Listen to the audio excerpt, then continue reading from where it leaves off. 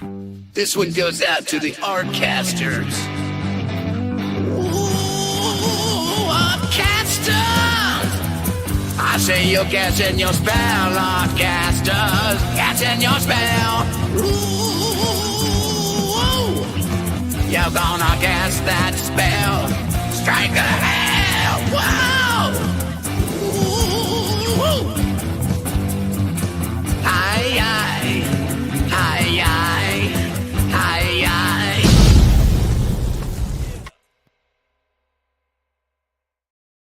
That's right, as Gary in the chat said, cast that spell. That's what we do, ladies and gentlemen. Welcome to a new year. Happy New Year, everybody. It is 2025. That's crazy. So we're the Artcasters, and we're going to do probably a New Year's themed thing where we're going to kind of wrap through what we got accomplished over the year. It's been a pretty wild, wacky year. I'd encourage those who are watching in the chats to share what you got done in 2025. And before we do that, let's make the rounds and let everybody know where they can find our stuff, as usual. So I am Joshua Kemble. You can check out my stuff on this channel. You can also pick up Jacob's Apartment and Two Stories. Jacob's Apartment is a story about two polar opposite roommates that find themselves drawn together as they're both dealing with one, a breakup, and another, a death in the family. And as they're having these conflicting emotions as young adults, they find themselves drawn together in both reality and dreams. And dreams and reality start interweaving in what's like Eternal Sunshine for the Spotless Mind meets Ghost World. If you put those in a blender, you like that flavor, you'd like Jacob's Apartment. I have a friend who just texted me about like 2 days ago. They were at Barnes & Noble in Los Angeles and stumbled upon Jacob's Apartment. And the funny thing is, that's a friend that actually years ago posed for photo reference as the priest in Jacob's Apartment. So they were like really weirded out. And I was like, yeah, you're in the thank yous too. Yeah, so and then Two Stories is an autobiographical comic dealing with faith and mental illness. And then the four albums that have been released this year are on Spotify under Joshua Kemble. I'll probably be talking about those when we do our year wrap up. And also, I'll be live streaming more often on this channel as well. So make sure you're subscribed and you're following and all that fun stuff.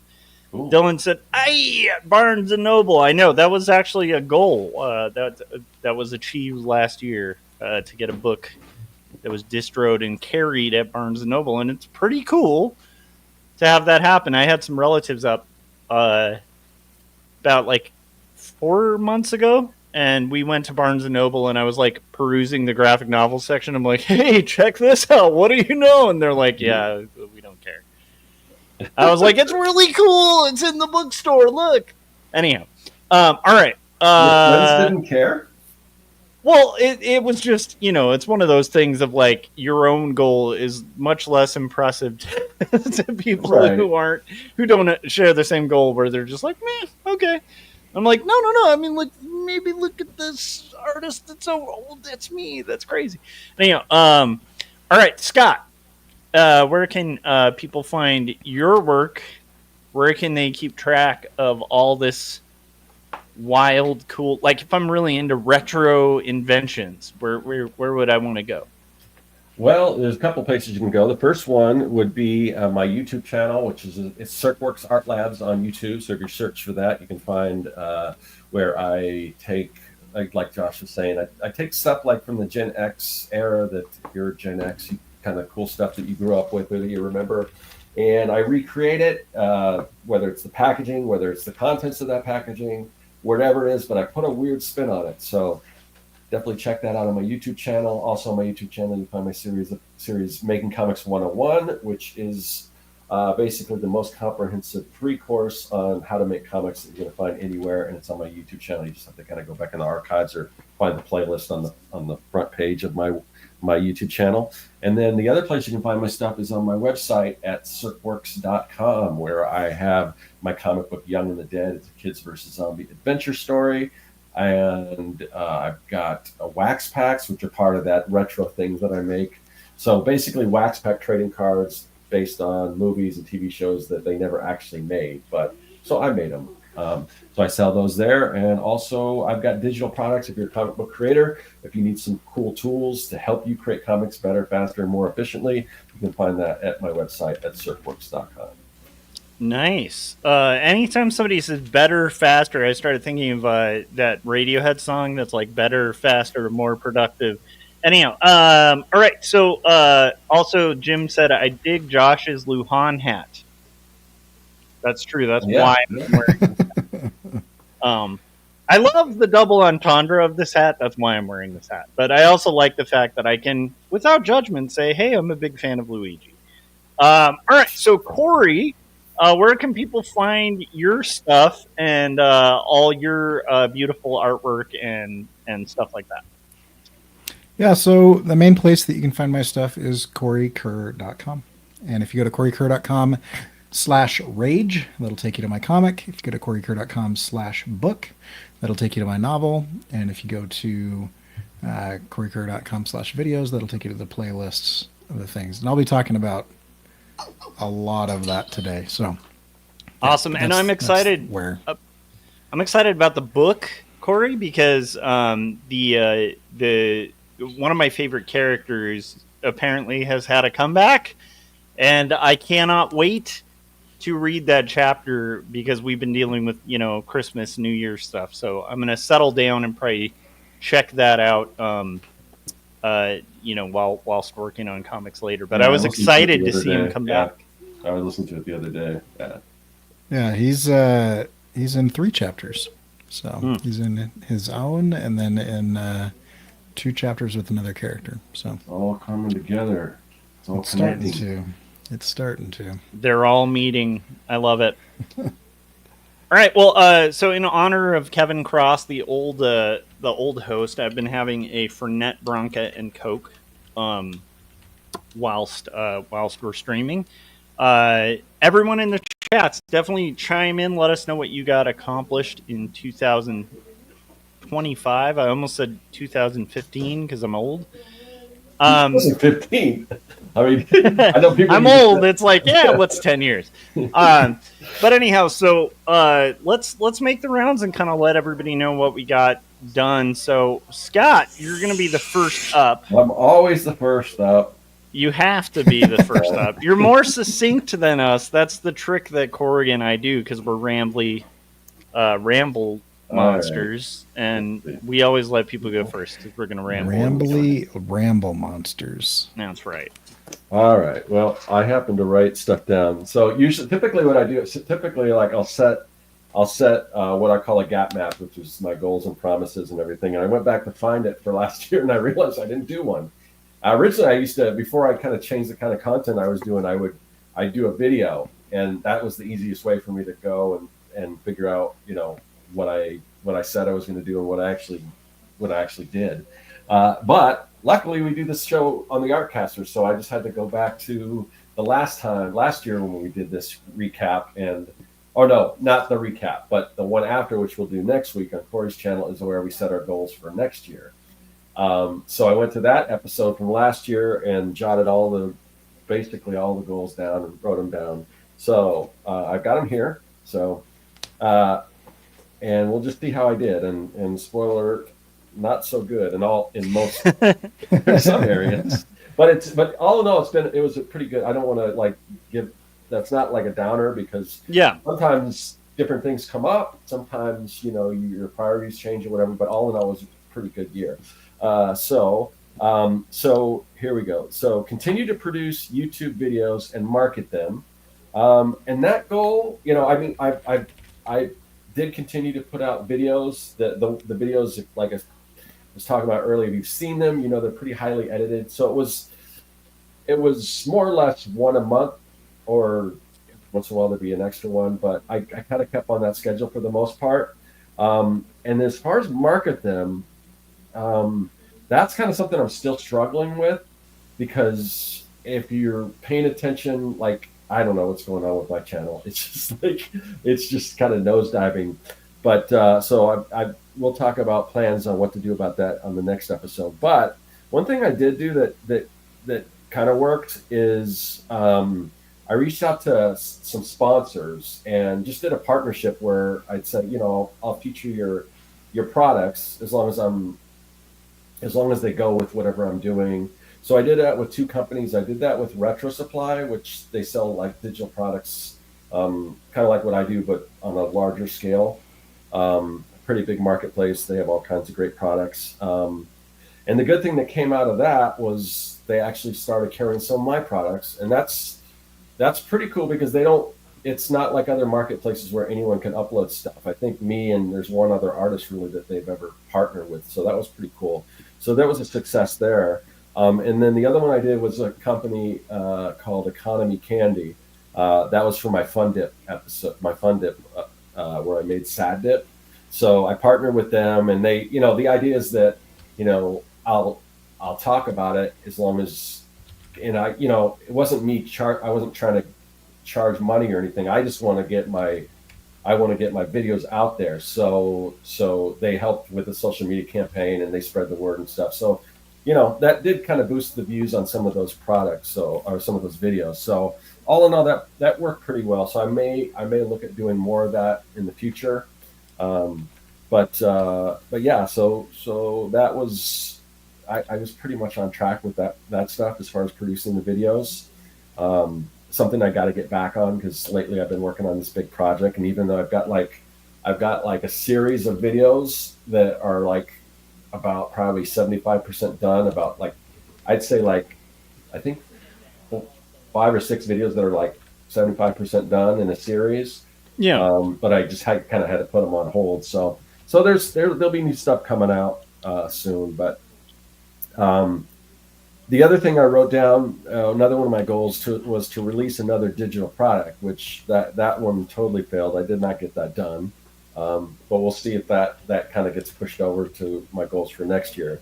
But like I said, even though I didn't produce a new digital product, a lot of my old products that I already had created found new life on Retro Supply. Like I said, I mean, because when you've got most of these products I've created a long time ago, so they've earned quite a bit of money over the years. Yeah. But eventually they start, it starts trending downward, just because, like, for a while Design Cuts, I was selling a lot of them on Design Cuts and then in bundles and other places, but most of those people have seen them. But surprisingly, it just took me getting on a new platform like Retro Supply, and all of those products are now selling again. So it's so weird, because it's not like I guess your average product where somebody will see the product and they'll shop around, like, oh, can I get this at a better deal here or whatever? Like, people tend to just buy the stuff where they usually get those kind of digital products. So even though those products have been out forever, Yeah. people that shop Retro Supply weren't familiar with them, so they're selling pretty well. So Yeah, it's probably like the trusted vendor thing, or like going to Walmart or something, where you're like, I mean, not that they're obviously better than Walmart, Right. but the point being, like, there's a store you're used to going to buy Right. products, Right. and you're like, well, they've always been consistent. So, that's probably why, that happens, but that's wild. Yeah. That's cool that it boosts after it seems like kind of dead, Yeah. But it's also all the more reason why I need to create more digital products, because they just take so much upfront time, but once they're done, I mean, it's passive income. So they're just doing the work for you. So we'll talk about those goals for next year, if what I have planned for that. So third on my list, this is kind of a big one. So it says finish Young and the Dead and run a Kickstarter, which I failed on that too. But I did get, I mean, basically the book is done, except I'm working on the cover, and then I'm going to go through and connect all the dots and things like that. And then my plan, which we'll talk about a plan for a Kickstarter on the next episode. But I mean, I'm still super proud that I basically, like I said, for the most part, that book is done. So yeah, so I didn't totally meet it to the letter, but not too bad there. So here's the other one. This one is I had mentioned in the last video to kind of build a system because I think at that point the wax packs, I just had an idea that I wanted to produce those and see if I could make them work as like a side hustle. Yeah. But at the time, they took quite a bit of time to make, so I wasn't sure if I could make it profitable. But I did manage to build a pretty good system where I got the time. It takes again, same thing on the upfront. It takes a little time to design the cards. Like I would say on average, it takes me about a day to design a set. But once that's done, I got the printing and the cutting and the packing down to a reasonable, something reasonable. So I've been selling those on Etsy and on my website, and they've been doing pretty well. So that's been a pretty big success. So spoiler alert, I'm probably going to lean into that going forward. So, but yeah, so that one was a success. Just so people are aware too, part of why Scott isn't going into what our plans are for the next year is that's going to be the next episode of Artcasters on Cory's channel. So if you guys are enjoying this and enjoying us recapping, stay tuned and make sure you're on the Artcasters mailing list so that you can kind of check out our projections for what we want to do for the next year on Cory's channel. And that's what I'll be watching a year from now to figure out what I said, what goals I set. Yeah. So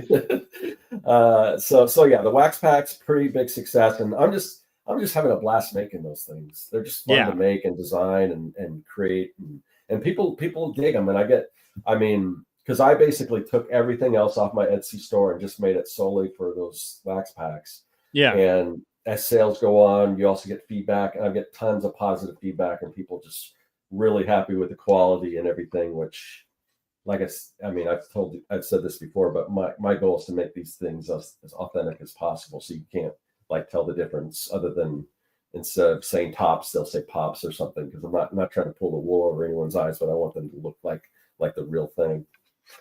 So yeah, that did really is doing pretty well. And then comics for businesses, and this is what I've been knee deep in for the past 6 weeks, and that's basically where the idea, and this is something I definitely want to lean into more, but the idea is that comics is such a great medium to teach people whatever. So, and that goes for if you're a business, if you have a product or whatever, if you're trying to get the word out, instead of a boring PowerPoint presentation, why not create a comic book that condenses your message in a fun, exciting way? And I just showed these guys before the show some of the comic, and so this is for a cybersecurity client, which I've done a couple of those this year, and they, because it's for business, they pay pretty well. It pays a lot more than you're going to get paid for Marvel or DC if you're an artist for a Marvel or DC or whatever. So that's good. And so creating these and really having fun with those too, even though they are for companies and it seems like it gets boring. I'm creating cool characters. I'm getting to work with friends of mine and having them kind of realize characters that I've designed or that I've scripted out and see what comes back. And so that's been doing pretty well. It does because most of these, this one wasn't so bad. Most of these are like super crunch time, like it's got to be done right away. This one was more realistic. So this was the best experience I've had with one of these. Typically they're insane and you're just like all hours of the night working on this stuff, trying to get it done. But all in all, it's worth it. And the products are pretty well. And we'll talk about, leaning more into that and, because you want to, if something's working for you, you want to lean into that especially if you're having fun with it and everything. So yeah, so I've done a couple of those projects over the past year, which is great. And then So I said one of the other goals that I said that I wanted to do was dip my toes back into doing some smaller conventions, more niche conventions. And I did that. We did Arizona Comic Book Art Fest. And then they had a sister or sort of a spinoff of that called Cocktails and Comics, which I did. And those were, they're smaller shows, but most of them were like one-day shows. So little manageable, but the great thing about those cons is they're comic focused. So people are going there looking for comics, specifically for the most part, indie comics, which is a big difference from, like a big con where it's mostly pop culture or whatever.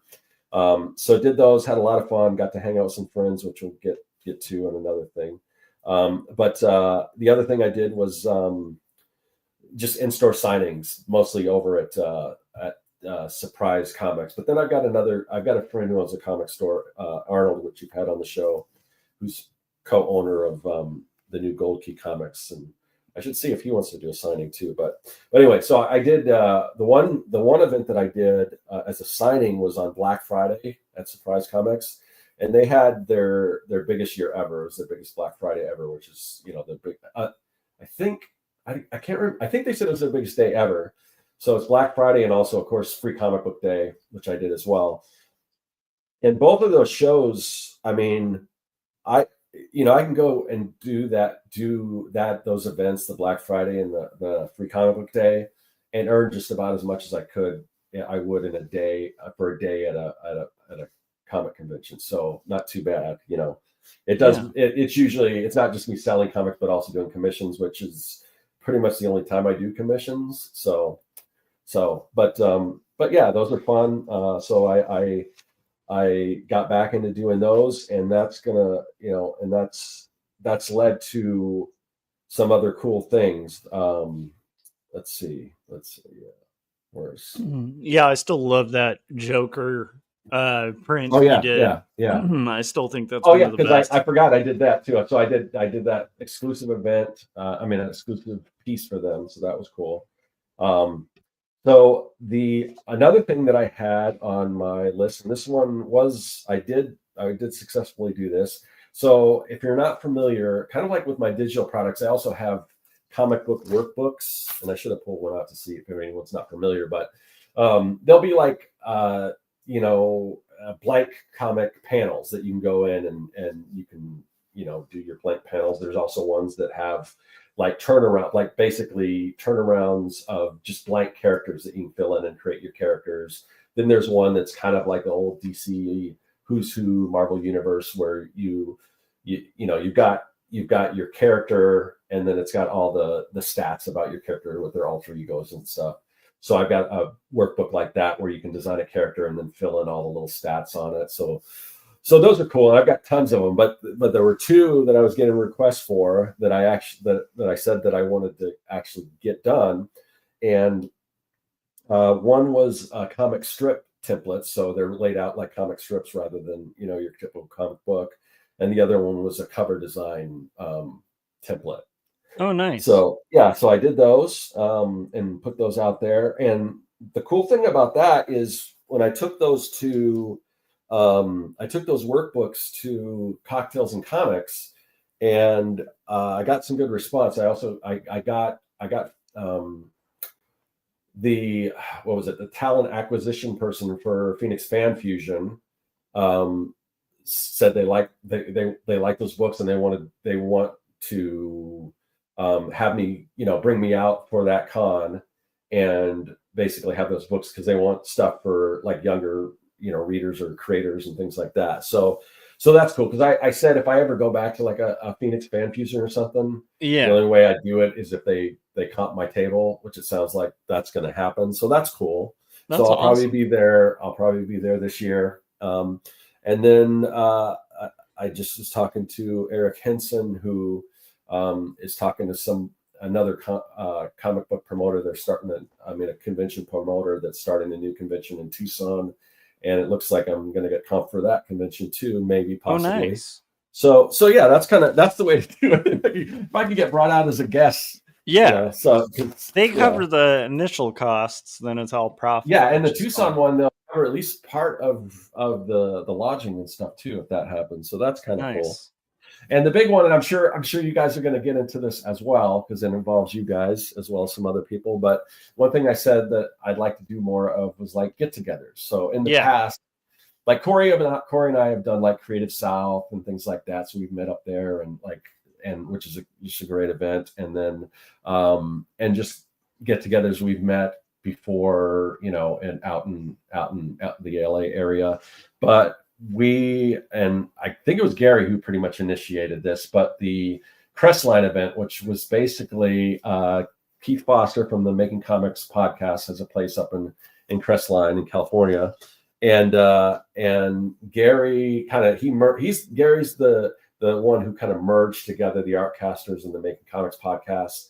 So now we're all fast friends and everything, and we got to hang out there. All of us got to hang out, and I don't know how often we can make that happen, but that was just an awesome. That was like a highlight of my year, just getting to do that. And we were productive, and like I said, I know you guys are gonna kind of dive into that as well.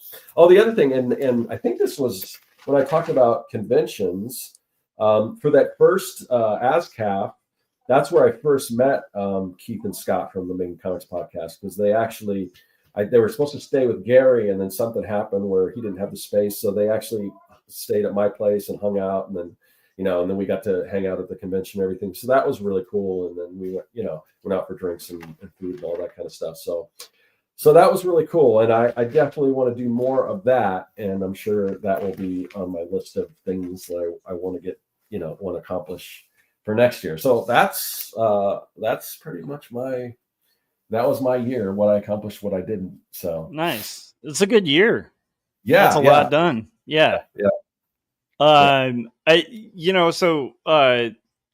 to go next because I know Cory wanted a little bit of time. So, it's been an interesting year for me. The year started and I haven't had time to really go back and look, but I'm guessing that it was a little chaotic the last time we did this thing, because I had basically left my job as an art director and was like subbing high school classes and stuff. And then also just, continuing the graphic novel and stuff like that. But I'm guessing that it was a little strange the last year. So in terms of just like life goals and stuff, I landed a position at a high school locally. It's a union job doing Art 1 classes. I'm teaching Art 1 at high schools. And I'm loving it. Like, I absolutely love it. My stress levels have disappeared. Like, I haven't had as many challenges, and I have a lot more free time because of, I don't, for those of you who've been following the Artcasters, I used to commute about 2 hours to 3 hours a day to where I art directed for about a decade. And so having that 2 and 3 hours back daily is awesome. And honestly, shifting away from management to teaching is awesome. I really enjoy it. So yeah, and that's been just and I was looking for stuff to put on for the thumbnail, and just going back to your Facebook and all the examples and stuff. I mean, those are some of the coolest examples that you're doing in class. That I kind of wish you were my teacher when I was growing up, because those just look amazing. I mean, it's just like, yeah, I've been like really prioritizing live demos too, because I think, in my opinion, when you're teaching art classes, the best way for people to learn is to see and see the process, and to be able to walk them through stuff and effectively do different techniques and stuff is like really cool. And also it's fun for me because I love drawing. So like, for some people that might be a nightmare for, 6 periods to be like, okay, we're going to do 2-point perspective. But for me, it's fun because it's like, I love doing 2-point, like this is fun to do. Like I love drawing. So every time I get an opportunity to draw for the class, I try to, because I know when I was a young art major, I always wanted to see teachers who could practice what they preached. And so To me, that's a really huge thing. But yeah, having just like a stable, kind of steady career and switching careers at the age I'm at is kind of a hard thing. I think a lot of people realize, like, you specialize in something. So the fact that I was able to do that successfully this year, I'm pretty proud of. That and coming up with a curriculum. Cory knows all about that. That's wild. And to the short term notice, I think I had about half a week before I was fully on. And so considering I had half a week, the fact that I got through the semester, didn't get really behind on the state standards and the things I wanted to cover about the basics of art. Covered all the elements of art. We're into color next semester. It's going to be fun. But the fact that I've been able to do that, I've been pretty stoked about and encouraged about. So I feel like it's where I should be. I released 4 albums of music. So that's 40 songs. And I'm proud of every song. And you guys can check that out. The first one was about the beginning, probably around this time we were doing this last year. I was starting it. Was They Don't Care About the Born. After that, I made another 10-song album, all themed on the horrors of the modern workplace, called Worst Places to Work. Yeah, and then I made another monster-themed album called Modern Monsters that covers a lot of topics that are very, very present today, as well as has like a funk song about mummies. And then I just recently released Written for the Dead, which is an all-acoustic album, and I'm about 7 songs into another album, so I've been really happy with that because I know one of my goals in the last year was to make more music.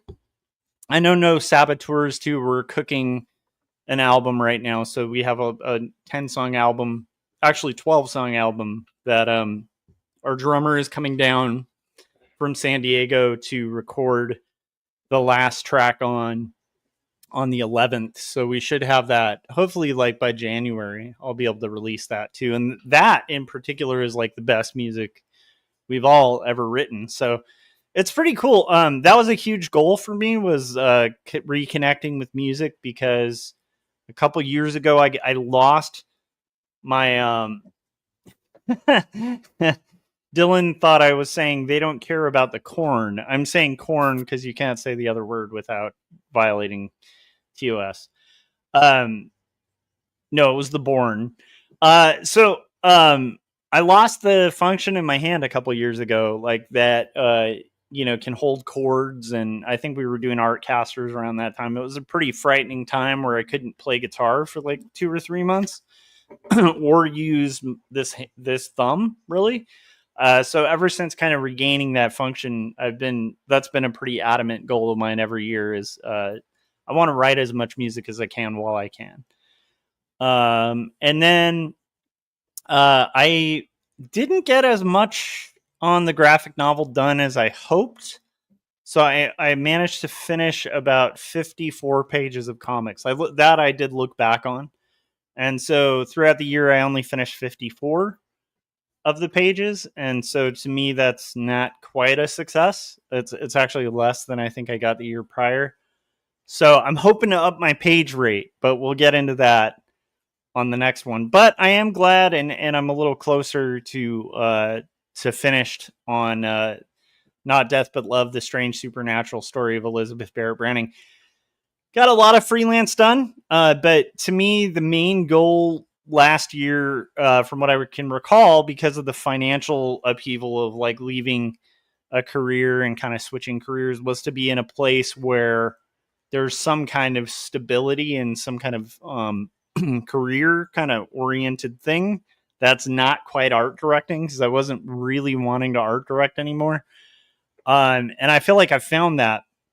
And so to me, this year's been really fun, and made me kind of reconnect with the identity that I feel is more mine, because I've never been really a corporate guy.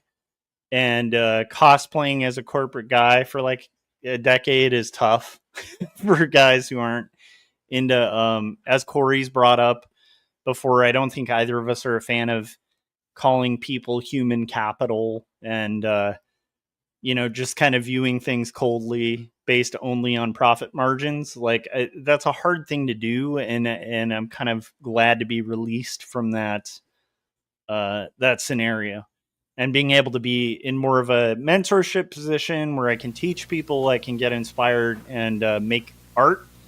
And that's my main concern, has been really cool. So that's basically it on the art level and the music level. And then, the goal of kind of maintaining and building friendships in the creative field is meeting up with the at the Crestline meetup with the Making Comics guys was definitely a highlight of my year as well.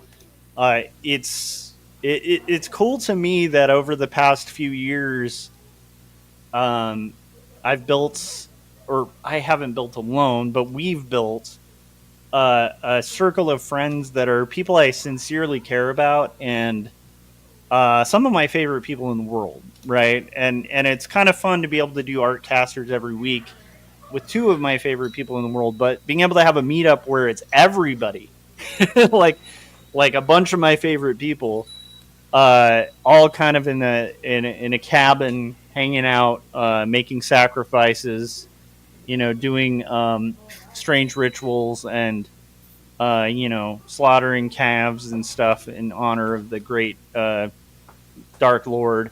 That was, I'd say, the highlight of my year. But it was fun. So anyhow, that's basically my year wrap up. And hopefully I didn't reveal too much about our meetup, because I might, if I'm not here again, guys, just know there's an Artcasters Society. Oh, I did want to highlight Dylan. I was encouraging people to share what they accomplished in the year, and Dylan did. He said, today was my 1 year anniversary of starting my walks on my dad's dialysis days 3 times a week, and I was less hard on myself this year. I think that's great, because I think especially high achievers, we can be really hard on ourselves, and I have found joy in that this year, as well as just kind of rolling with and accepting limitations and whatever comes up. Mydrin said, found a comic I've been looking for the past 30 some years. 30, wow. Tapping the Vein, Book 2 by Clive Barker. I haven't read Clive Barker in a while, but I was a fan for a long time. Dylan, I got in contact with one of my cousins and her husband last year after a few years of not talking to each other, not because of fighting, just because life happens. That's great too. Thanks for sharing that, man. And then Jim said Damon care about the Born. Nice. All right, so with all that, Gary also said it was cool to cross the streams. Shame about Jim Lujan and the nakedness, though. I agree. That was uncalled for, Jim Lujan. I prefer nudity to nakedness. Yeah, and I mean, none of us asked for it. None of us consented, Jim. All right, Cory, what did you accomplish in the last year? And then obviously next stream we'll get into goals and stuff like that for the next year. Yeah, so I'll try to go quick. I was looking through my notes. So let me switch to this. And then I'll go full screen here. So I started the year by finishing an animation for a client that I was hired to do. And so it was very fun to work with Kathy on this, who's the illustrator. Not very fun to do client work. The client's awesome, but I just don't like client work.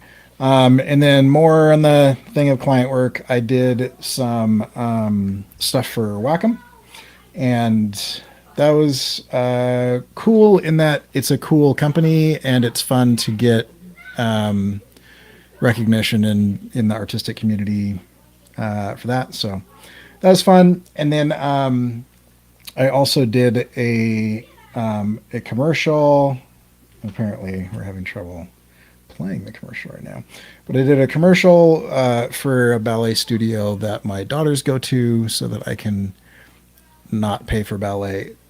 Pro tip is if any of you guys don't have some sort of inheritance or trust fund, trading art and creativity for services is awesome. I've gotten dental work done and all kinds of stuff. So, and then I just finished, which I guess doesn't count because it's a few days into this year, but I just finished a logo, which I don't have to show there. So I did some client work, and then let's go through kind of the rest of the stuff. So I did those, that, and that, and then I deleted Instagram. And my account is still there, but I deleted everything off of the account. I decided to take all of my artwork off of Meta platforms, Instagram and Facebook and everything else, because they announced that they're going to be scraping data and feeding it into the algorithm. And so I actually leaned really hard into Substack, and I'm starting to do stuff on Blue Sky and Kara, and I had been on Mastodon, and I'm still on Mastodon. So that's kind of an interesting change. I think Substack is going well.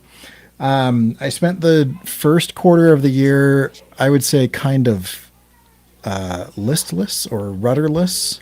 So you can kind of go through and see some of the experiments that I was doing, where I was studying how John Buscema and Joel Jones and other people kind of drew faces.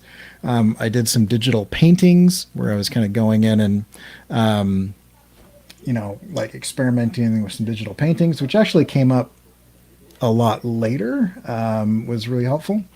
And I started a novel. And so the first chapter dropped at the end of February, and the 12th chapter dropped, I think, the night before the end of the year. So I didn't do one a month, but I did 12 of them. So there's some months where I had 2 or 3 and some months where I didn't have any. But I have those, and every single one of those chapters is also, there's an audio recording and a video and kind of discussion and stuff like that. I've been releasing those on Substack. The people that are reading it like it. Not a lot of people are reading it. And but that's been fun to do. Then I went to the Crestline Retreat, and I wrote one of the chapters of the book at the Crestline Retreat.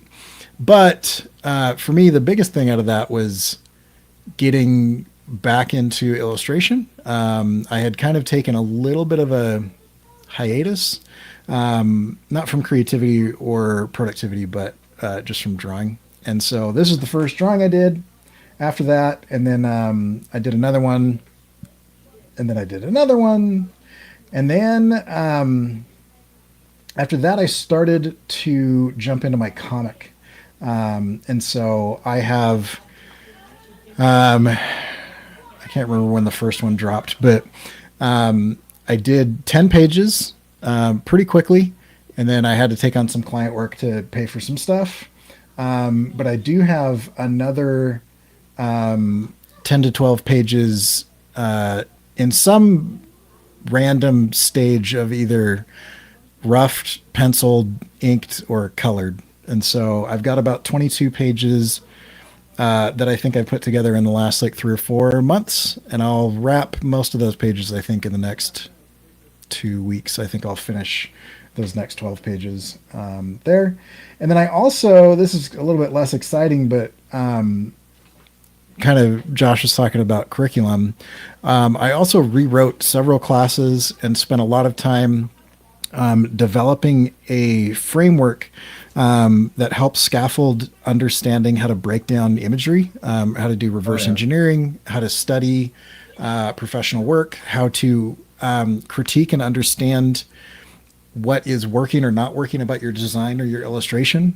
So instead of just randomly saying, I like that or I don't like that, I made these videos to teach people how to use something that I developed called the concept circle, which is if you have something specific to communicate, then you can kind of go through and you can use this to decide what elements you're going to use, the composition of how you're going to arrange those elements, and the style in which you're going to execute that composition, and then a way to check to make sure that you're actually doing that thing. So that's my year, not including work, which was kind of hairy at the beginning and ended better. So a lot of stuff was going on at the start that was I had, I think, 3 of the most stressful semesters that I've had in the last 10 years.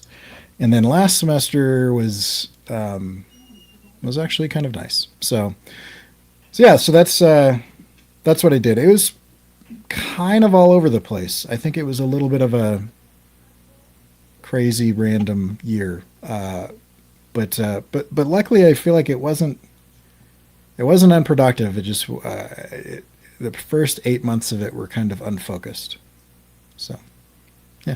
Yeah. And like one thing I wanted to kind of mention is at Crestline, I think that was a really good point. So I remember you bringing up, kind of hitting a wall and stuff like that, Mm-hmm. and not being sure where to kind of go. And I feel like after that, the floodgates unlocked a little bit. So I'm going to just take credit for that and say that the reason you got unblocked and started making all the stuff was just me. That's what I'm going to do at this point. I think that's always the case, Josh. No, but it has been fun to see what all unlocked, and the comic you're making, I'm really excited about, because we've been trying to get you back into comics like drug dealers for about, I don't know how many years, Scott. How many years have we been trying to get this kid back on the comics? Since he wrapped up. What was the Mixed? What's that? The Mixed? No, the one you did for the anthology was, I think, the last comic really done. Oh yeah, from Hell's Heart. From Hell's Heart. I keep forgetting, because usually you've got heart in a lot of your things. I know, it seems to be some kind of theme. That's a quote. That's a quote from the book I was riffing on. But yeah, Heart of Eternity, I guess, has it in there as well. Yeah, he's a big fan Put of your heart into it. Heart of Eternity. I know. Yeah, right. Seriously, that's I don't know. There's one of those themes. When Cory's working on art, he just listens to Heart on. Oh yeah, that's good stuff. But yeah, no, it's been good. Yeah, I finished 60 pages of my first comic, I think, before I met you guys. Yeah. And that was when I was like learning how to draw. And then when I started getting involved in the Artcasters, I had transitioned into like doing animation.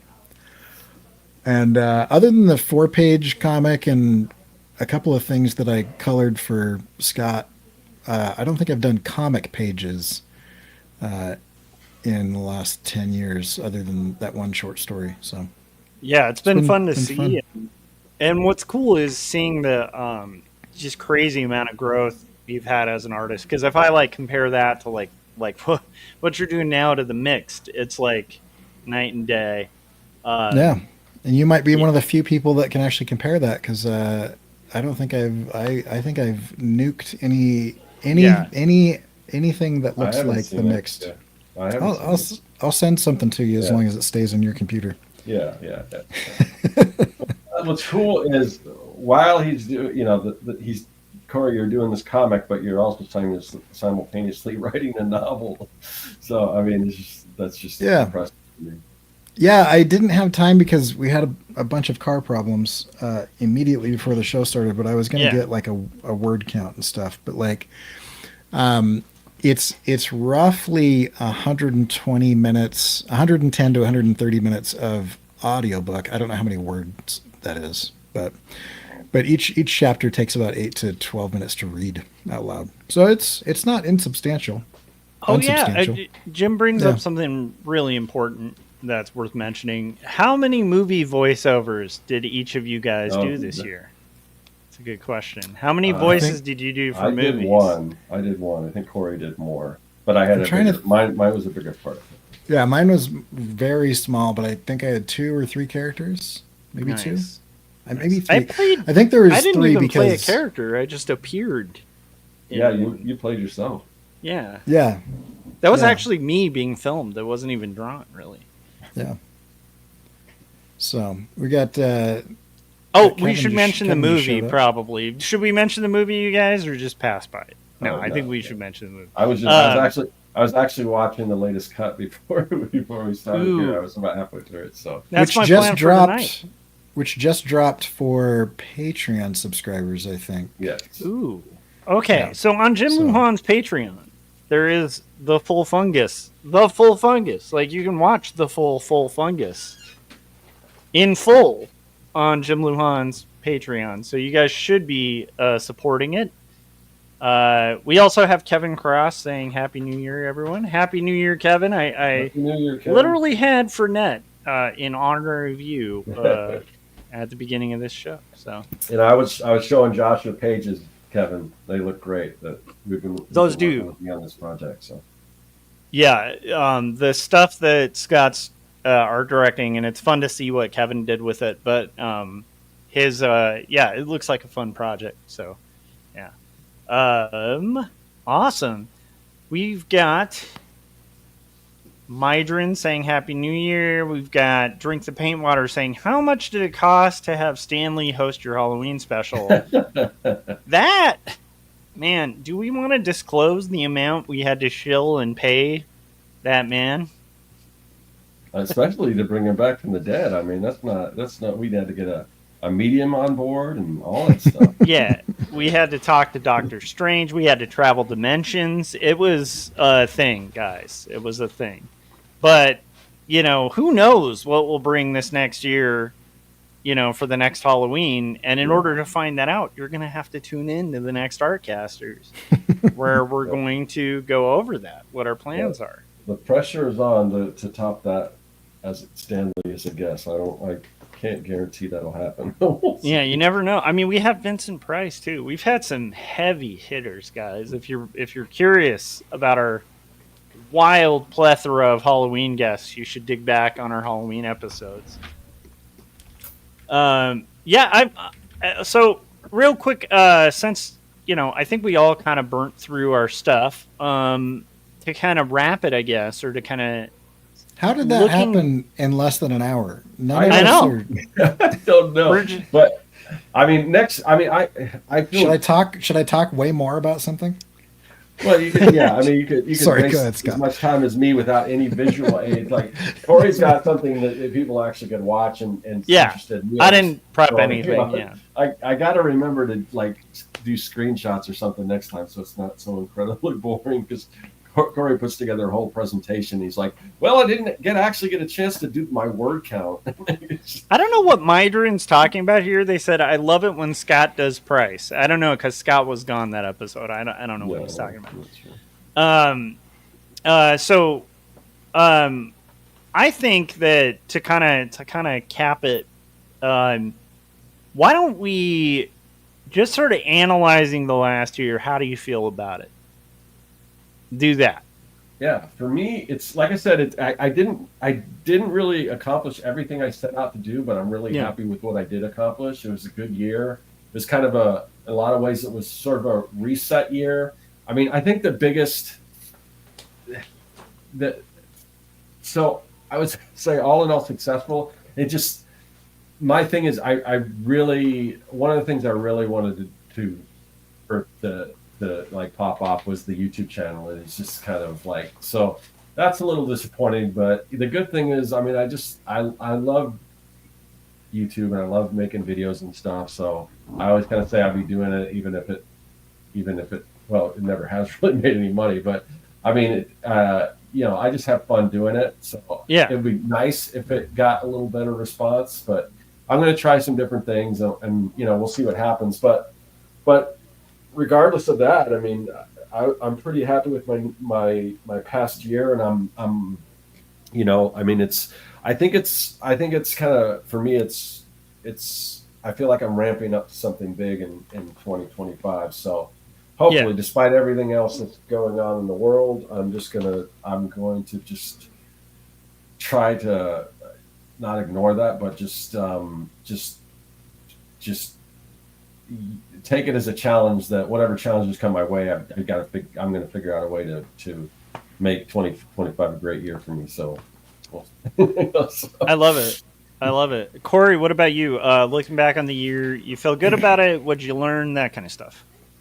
Yeah, so I did in 2023. I really wanted to focus on illustration. So I had been doing animation for a couple of years, and I kept getting animation client work, and I never want to complain about client work, but I hate it. But I like the fact that I get that I have money, and that I have these skills that, you know, if I need to, I can get money, and so that's great. But I got really sick of it, and it kind of, you know, it tends to kind of ruin things. And so I was moving from that, and I decided to lean in the esoteric crumble flux. If you guys want to look at my website, you can see it. Like how societies end. Anyway, about a year into that, I got really, it's kind of depressing to focus on that. And so I really started feeling like a kind of a prompting to being called to like focus on hope. Because I am a hopeful and optimistic person, even though I tend to talk about a lot of the problems that are going on in society.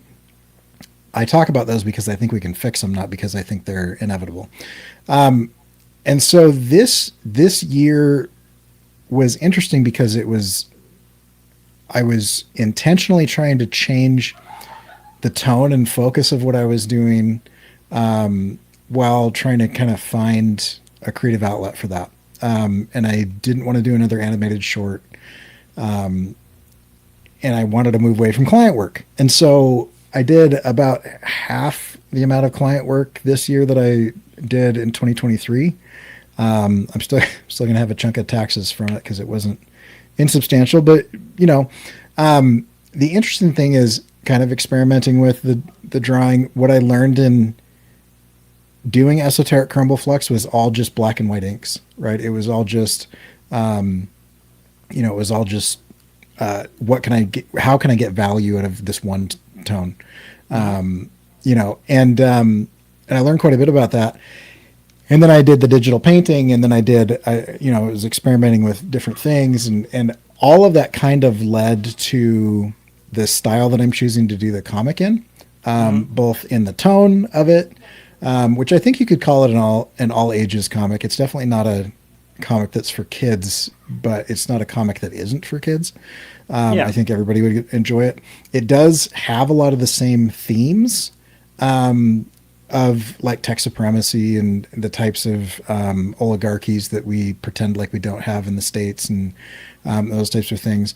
But there's like a hopeful undercurrent of like rebellion and subversion and how to, destroy and tear down centralized power structures. Why did we get to that point? We haven't got to that point yet. Well, I mean, you got to kind of set up how dire things are before you start. So far you got to you're see just the darkness before the light, right? Right. So far you just see things that, it's dark at this point, but dawn is coming. It's still going to be pretty dark because it's not like rebellion is like pretty, or whatever. But it can be effective. So, but also on the illustration side, I think everything that I learned, all the different like inking, both physical and digital techniques that I learned during esoteric crumble flux, and then the coloring that I learned during the colored illustrations that I was doing, and the digital painting. Those first 10 pages, like they flew. Whereas my first comic where I was learning how to draw, when I was really going fast, I was roughing, penciling, inking, lettering, and coloring 1 page a week. And I had more time back then because, I started with no kids, and then I had 1 kid. And then now I have 3 kids, and my job is different, and I have a lot less time. When I'm able to be on that comic and I'm not on freelance work, I'm getting a page fully painted every 3 days. And so it's going a lot faster. The next 12 pages are slower because I've been doing it on the road and I've been traveling and I've got, logo designs that I'm doing in between, and I shot a commercial and stuff. And so it's been a little bit disrupted, but I think, I will have a full issue. If you count an issue, 22 to 24 pages, I'll have a full issue done in 4 months, which is significantly faster than what I was doing before. And getting a lot more stuff done. So I don't know. It's interesting to kind of see the kind of culmination of everything kind of coming together with the digital painting and the themes of going really dark and then trying to lean into kind of hope and optimism, and then the inking and stuff like that. And it's been good. So I love it. For me, the last year has been a real good reminder for me of you're never locked in to a career, like in a good way. Like the point being, I'm adaptable, and also I have quite a bit of experience teaching too, that I like kind of downplay and forget sometimes. And so it was kind of nice to know that I can do this. I can actually teach, and not only teach, but thrive teaching and enjoy it. And also just the idea of not being locked into a career you don't enjoy, right? Like I think that's a huge thing, at least at my age, to know that I'm not like there's no like doom to like where you're at. At least for me, like it's been really fun to kind of adapt and flow with a different thing and embrace it and realize that I can do it. So it's been a good reminder that when I set my mind to something, I'm pretty good at achieving it. And not only that, I can take some wild challenges, because this year's been crazy challenging, but it's been fun and I enjoy that. Also on the comic front, just being able to consistently keep with it on a huge project, I've been pretty stoked with. I forgot to mention this. I think we all kind of have similar things, but I also have been really happy with my own like exercise goals, like up into the last week where we hit the holidays. For about the whole year, I've been consistently working out every day, and that's been nice too, and helped with mental health and stuff. So, but I've been encouraged to kind of see you guys grow, and I think I said this last year, probably say it every year, but I'm very thankful to the Artcasters community for having a bunch of creatives in the fight trying to make something cool. That makes a big difference, and it's been very encouraging. And I can't wait to see Cory's next pages, because even that little preview is pretty exciting. Sorry. No, I'm excited about it. So that's basically what I've kind of picked up in the last year is, when you have crazy challenges, you can kind of overcome them. And being able to do that has been really fun. And I'm looking forward to another year of crazy challenges, and to our next show, in which we will go over our plans for the next year. Scott, anything else? Did we get to everything? I feel like we kind of got to everything. Yeah, I mean, it's kind of a pretty brisk episode, but I don't know. Any additional takeaways? I think, I don't know. I mean, I bought some cool art that's informing some of the stuff. Yeah, so like if you check out, somebody was commenting on these trees here. Let me zoom in. Oops, those are cool trees.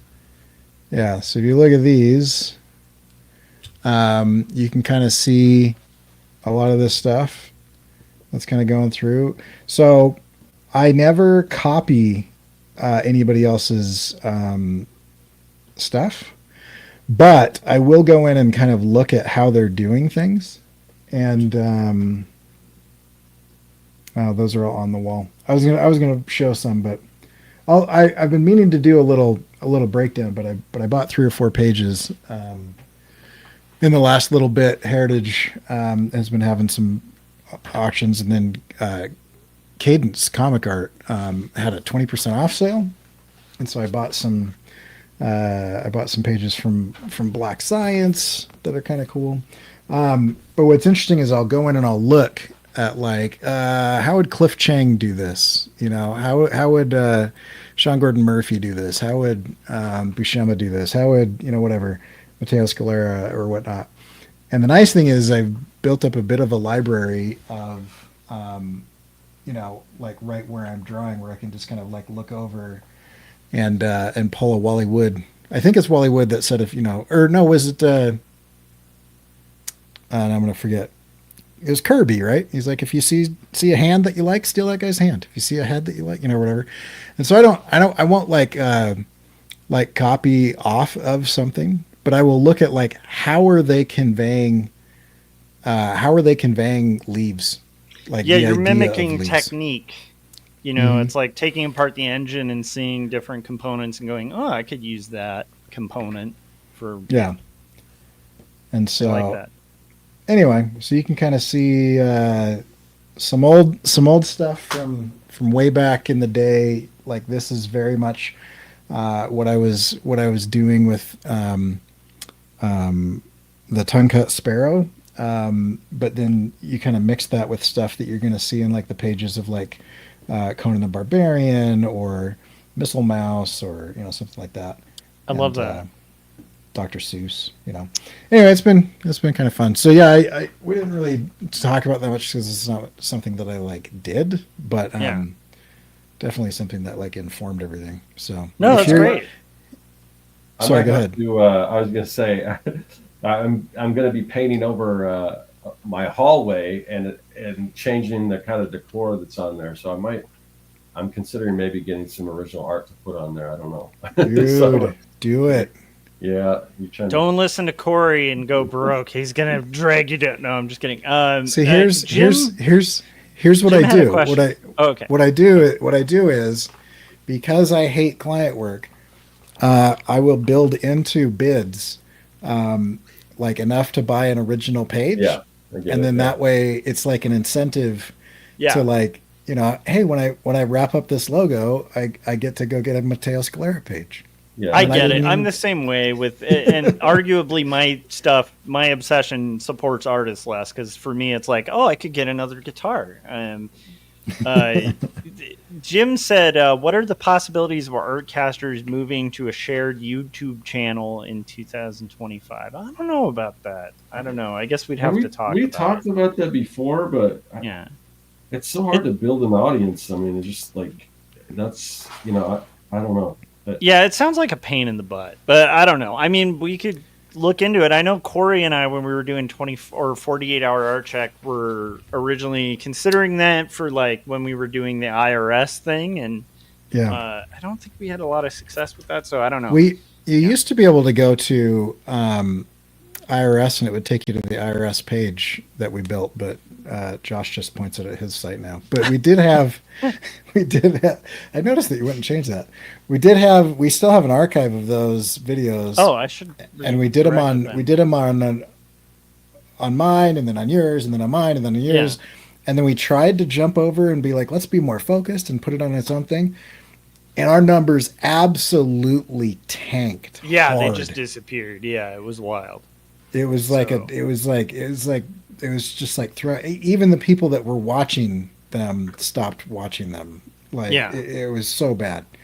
So I don't know if I kind of feel like we gave that a good shot. We did quite a few of those episodes. And I don't know. So I would say not very good chance. You know what? If a multimillionaire named Jim Lujan, because he's got such a high net worth, you can see this by searching on Google, decided to bankroll this this singular channel, then maybe Cory, Scott, and I would be convinced. I don't know, but that's for the millionaire class to kind of consider. All right. With that being said, all right. Cory Kerr is going to have the next Artcasters. If you're confused because you're on my channel, you're on Cory's channel. It kind of bounces all over the place. Stay tuned until Scott Cirkland closes this out.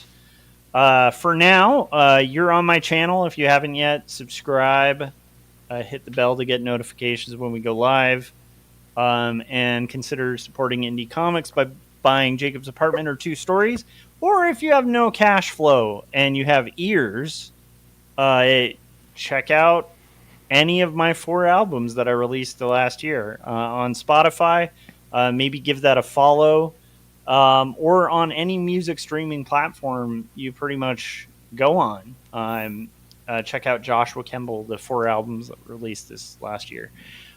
Cory, where can everybody find your work? Where can they see all these beautiful comics and the novel that you've been writing all year? Where can they check those things out? Well, if you go to my website, which is on the screen now, corykerr.com, then you can click on this big giant button right at the top to go to my comic, Rage and Enlightenment. You can come over here to get the newsletter so that you avoid the billionaires deciding whether or not you see something, and you just decide whether you see it. And you get the email newsletter there. Ink illustrations, colored illustrations, any of the animations I've done, the novel that I'm currently writing, Heart of Eternity right there, and everything else is going to be on YouTube. So it's all right there, and you can go to corykerr.com/book for the novel, corykerr.com/rage for the comic, and that's how you find my stuff. Love it. And then Mr. Well, I was going to... Oh, yeah, I think I already went. So, Scott, you're up. Where can everybody find your stuff if they want to get, custom wax packs that look super authentic? All of this stuff, where can they find it? You can find that at my website, along with my comic book, Young and the Dead. It's a kids versus zombie adventure story. Just think Goonies meets Night of the Living Dead. So if you're a fan of, if you're currently watching Skeleton Crew and you love it, and you get all the references back to Goonies and stuff like that, you're going to dig what I'm doing. And this issue the final issue should be coming out next year. We'll talk about that in the next episode. Along with a bunch of other stuff available at my website at circworks.com. I also have a YouTube channel. Search Circworks Art Labs on YouTube for some really cool videos. And this show, the Artcasters, we do the show every single week, except for like last week because we were celebrating, Christmas and everything. So, but pretty much without fail, we're here every single week. The only trick is that it does rotate between all 3 of our channels. So if you want to know whose channel it's going to be on or whatever, the easiest way to do that is just to join our mailing list. We don't spam you or anything. The only thing that mailing list is for is usually about at least 30 minutes before we go live or so. We'll send out an email letting you know where it is, what channel, what the topic is, all that stuff. So, because YouTube doesn't always notify people and all that stuff, so just join that mailing list. It's super simple. There's a link in the description. And yeah, so all in all, I think all 3 of us had a pretty productive year. Hopefully you guys in the chat did. We do appreciate you guys. And here's to an awesome 2025 for everyone in the chat, everyone that's watching this after the fact. So yeah. I love it. And I think we need Axl Rose to take us out for 2025. Have a happy new year, everyone. Thanks for tuning in. And this will close us out. This one goes out to the Artcasters. Ooh, Artcasters! I say you're catching your spell, Artcasters. Catching your spell. Ooh, you're gonna cast that spell. Strike a hell. Whoa! Ooh. Hi.